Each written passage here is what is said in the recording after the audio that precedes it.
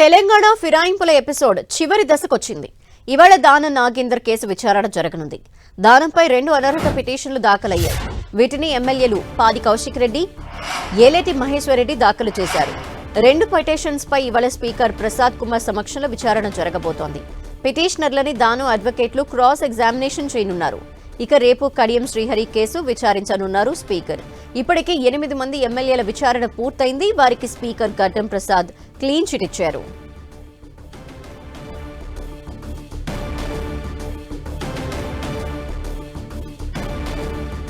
ఇవాళ స్పీకర్ ఎదుట దానం విచారణకు హాజరు కాబోతున్నారు. దీనిపై డీటెయిల్స్ మా ప్రతినిధి ప్రతాప్ అందిస్తారు. ప్రతాప్.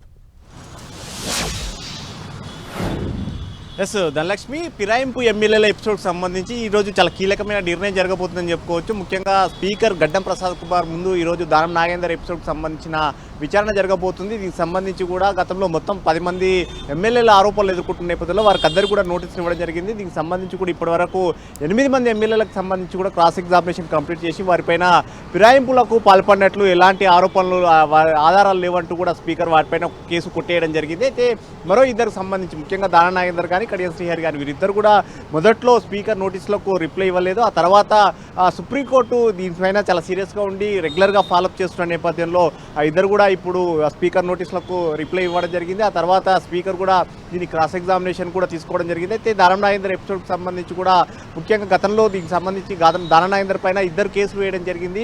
ఒకరు బీఆర్ఎస్ ఎమ్మెల్యే పాడి కౌశిక్ రెడ్డి, మరొకరు బీజేపీ ఎమ్మెల్యే ఏలేటి మహేశ్వర్ రెడ్డి ఇద్దరు కూడా కేసులు వేశారు. అయితే దీనికి సంబంధించి కూడా ఇద్దరు కూడా క్రాస్ ఎగ్జామినేషన్కు అటెండ్ కావాల్సి ఉంటుంది. అయితే గతంలో పాడి కౌశిక్ రెడ్డి క్రాస్ ఎగ్జామినేషన్కు అటెండ్ కావడం జరిగింది.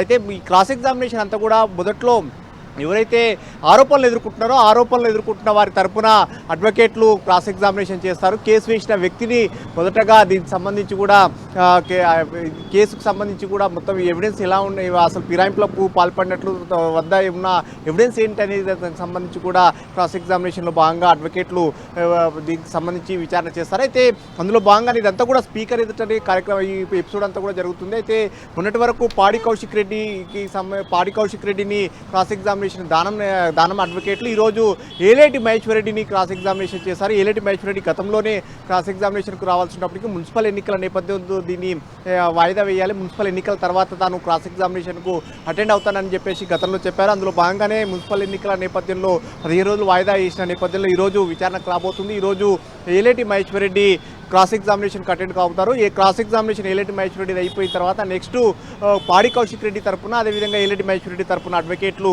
దానం నాగేందర్ను క్రాస్ ఎగ్జామినేషన్ చేశారు. ఫిరాయింపులకు పాల్పడినట్లు ఆరోపణలు ఎదుర్కొంటున్న దానం నాగేందర్ దీనికి సంబంధించి కూడా వివరణ ఇచ్చుకోవాల్సి ఉంటుంది. ఆ తర్వాత కడియం శ్రీహరి ఎపిసోడ్ కూడా కంటిన్యూ అయ్యే అవకాశం ఉంది. అయితే కడియం శ్రీహరికి సంబంధించి కూడా రేపు విచారణకు రాబోతుంది. కడియం శ్రీహరి తరపున అడ్వకేట్లు కేసు వేసిన వ్యక్తులను రేపు క్రాస్ ఎగ్జామినేషన్ చేయబోతున్నారు. ధనలక్ష్మి. Thank you Pratap.